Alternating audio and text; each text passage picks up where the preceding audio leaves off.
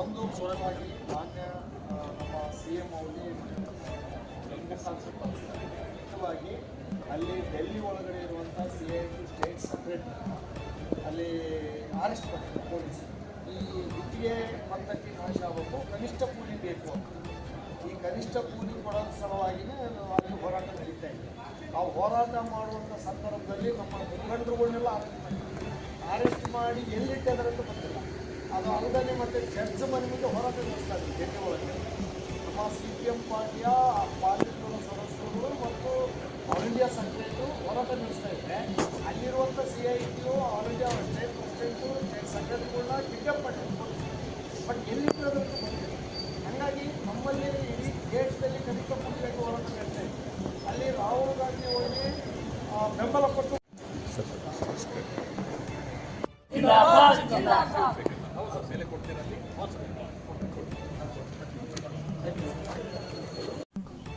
ಉತ್ತರ ಭಾರತದಲ್ಲಿ ಉತ್ತರ ಪ್ರದೇಶ ಮತ್ತು ಹರಿಯಾಣ, ಡೆಲ್ಲಿ ಇಲ್ಲಿ ಎಲ್ಲ ಕಡೆ ಗುತ್ತಿಗೆ ಪದ್ಧತಿ ರದ್ದಾಗಬೇಕು ಮತ್ತು ಕನಿಷ್ಠ ಕೂಲಿಯನ್ನು ಕೊಡಬೇಕು ಅಂತೇಳಿ ಅಲ್ಲಿ ಕಾರ್ಮಿಕರು ಹೋರಾಟವನ್ನು ನಡೆಸ್ತಾ ಇದ್ದಾರೆ.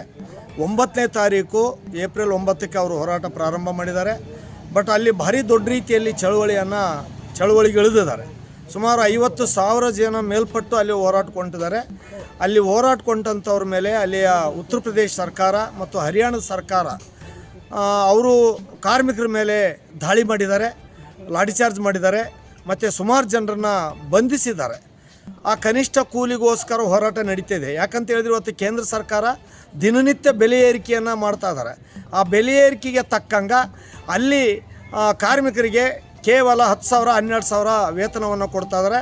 ಆ ವೇತನದಲ್ಲಿ ಬದುಕಲಿಕ್ಕೆ ಆಗಲ್ಲ, ಕನಿಷ್ಠ 26,000 ಕನಿಷ್ಠ ಕೂಲಿ ಕೊಡಬೇಕು ಅಂಥೇಳಿ ಅಲ್ಲಿ ಕಾರ್ಮಿಕರು ಹೋರಾಟಕ್ಕಿಳಿದಿದ್ದಾರೆ.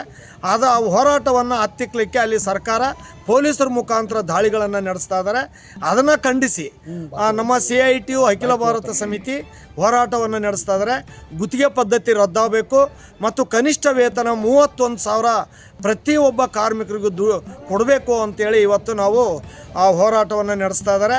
ಮತ್ತು ಅಲ್ಲಿ ಹೋರಾಟ ಮಾಡುವಂಥ ಸಂದರ್ಭದಲ್ಲಿ ಅಲ್ಲಿ ನಮ್ಮ ಡೆಲ್ಲಿಯ CIT ಸ್ಟೇಟ್ ಸೆಕ್ರೆಟರಿನ ಪೊಲೀಸರು ಬಂಧಿಸಿದ್ದಾರೆ. ಅವ್ರನ್ನ ಎಲ್ಲಿ ಇಟ್ಟಿದ್ದಾರೆ ಅಂತ ಗೊತ್ತಿಲ್ಲ, ಅದರ ಮಾಹಿತಿನೂ ಹೇಳ್ತಾ ಇಲ್ಲ.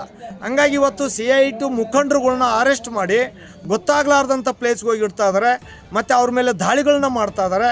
ಆ ದಾಳಿಯನ್ನು ಖಂಡಿಸಿ ಇವತ್ತು ಇಡೀ ದೇಶ ತುಂಬ CIT ಎಲ್ಲ ರಾಜ್ಯಗಳಲ್ಲಿ ಮತ್ತು ನಮ್ಮ ಕರ್ನಾಟಕದಲ್ಲಿ ಸಹಿತ ಒಂದು ಗುತ್ತಿಗೆ ಪದ್ಧತಿ ರದ್ದಾಗಬೇಕು ಮತ್ತು ಕನಿಷ್ಠ ವೇತನ ಸಿಗಬೇಕು ಅಂಥೇಳಿ ನಾವು ಎಲ್ಲ DC ಮುಖಾಂತರ ಮನವಿ ಪತ್ರವನ್ನು ಕೊಡ್ತಾ ಇದ್ದೀವಿ.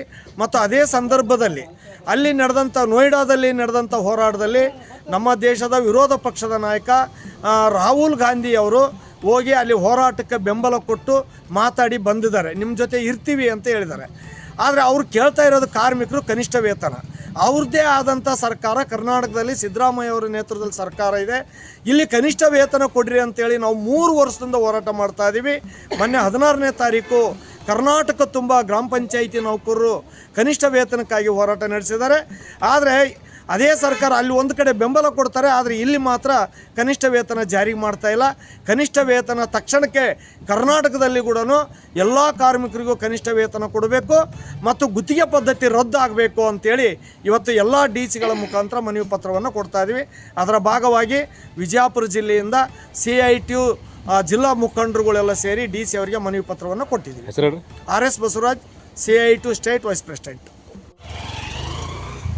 ಉತ್ತರ ಭಾರತದ ಕೆಲವು ರಾಜ್ಯಗಳಲ್ಲಿ ಕಾರ್ಮಿಕರು ಕನಿಷ್ಠ ಕೂಲಿ ಕೇಳಿ ಏನು ಹೋರಾಟ ಮಾಡ್ತಾ ಇದ್ದಾರೆ, ಆ ಹೋರಾಟ ಮಾಡುವ ಸಂದರ್ಭದಲ್ಲಿ ಅಲ್ಲಿನ ಸರ್ಕಾರಗಳು ಕಾರ್ಮಿಕರನ್ನು ಬಂಧನ ಮಾಡೋದ್ರ ಜೊತೆಯಲ್ಲಿ ಕಾರ್ಮಿಕ ಮುಖಂಡರನ್ನು ಕೂಡ ಬಂಧನ ಮಾಡ್ತಾ ಇದ್ದಾರೆ. ಬಂಧನ ಮಾಡಿ ಅವರು ಎಲ್ಲಿ ಒಯ್ದು ಹಾಕಿದಾರಪ್ಪ ಅನ್ನೋದು ಕೂಡ ಮಾಹಿತಿ ಕೊಡ್ತಾ ಇಲ್ಲ. ಆ ಮುಖಂಡರನ್ನು ಎಲ್ಲಿ TV ಅನ್ನೋದು ಕೂಡ ಹೇಳ್ತಾ ಇಲ್ಲ. ಇದನ್ನು ನಾವು ಇಲ್ಲಿಯ CIT ಸಂಘಟನೆ ಖಂಡಿಸ್ತದೆ. ಅದೇ ರೀತಿ ನಾವು ಕೇಳ್ತಾ ಇರೋದು ಕನಿಷ್ಠ ಕೂಲಿಯನ್ನು ನೀಡಬೇಕು ಅಂತೇಳಿ ಕರ್ನಾಟಕದಾಗ 3-4 ವರ್ಷ ಆಯಿತು ನಾವು ಹೋರಾಟ ಮಾಡ್ತಾಯಿದ್ದೀವಿ. ಮತ್ತು ಉತ್ತರ ಭಾರತದಲ್ಲಿ ಈಗ ಏನು 4 ಕೋಡ್ಗಳು ಬಂದಿದ್ದಾವೆ, ಆ ಕೋಡ್ಗಳು ಬಂದ ಮೇಲೆ ಅಲ್ಲಿಯ ಸರ್ಕಾರಗಳು ಕಾರ್ಮಿಕರ ಮೇಲೆ ದಮನಕಾರಿಯಾಗಿ ಇವತ್ತು ಅವರ ಮೇಲೆ ಮಾಡ್ತಾಯಿದೆ. ಅದನ್ನು ನಾವು ಇವತ್ತು ಖಂಡಿಸ್ತೀವಿ. ಅವ್ರ ಜೊತೆಯಲ್ಲೇ ಏನು ಅರೆಸ್ಟ್ ಮಾಡಿದಾರೆ ಅವರನ್ನು ತಕ್ಷಣವೇ ಬಿಡುಗಡೆ ಮಾಡಬೇಕು ಮತ್ತು ಕಾರ್ಮಿಕ ಮುಖಂಡರನ್ನೇನು ಅರೆಸ್ಟ್ ಮಾಡಿದ್ದಾರೆ ಅವ್ರನ್ನೂ ಕೂಡ ತಕ್ಷಣ ಬಿಡುಗಡೆ ಮಾಡಬೇಕು ಮತ್ತು ಯಾವುದೇ ಅವ್ರ ಮೇಲೆ ಕ್ರಮ ಜರುಗಿಸಬಾರ್ದು ಮತ್ತು ಕನಿಷ್ಠ ಕೂಲಿಯನ್ನು ಜಾರಿ ಮಾಡಬೇಕು ಅಂತೇಳಿ ಇವತ್ತು ಬಿಜಾಪುರ ಜಿಲ್ಲೆಯ ಜಿಲ್ಲಾಧಿಕಾರಿಗಳ ಮೂಲಕ ಮುಖ್ಯಮಂತ್ರಿಗಳಿಗೆ ಮನವಿಯನ್ನು ಸಲ್ಲಿಸಿದ್ದೇವೆ. ನನ್ನ ಹೆಸರು ಲಕ್ಷ್ಮಣ ಹಂದ್ರಾಳ್, CR2 ಸಂಚಾಲಕರು.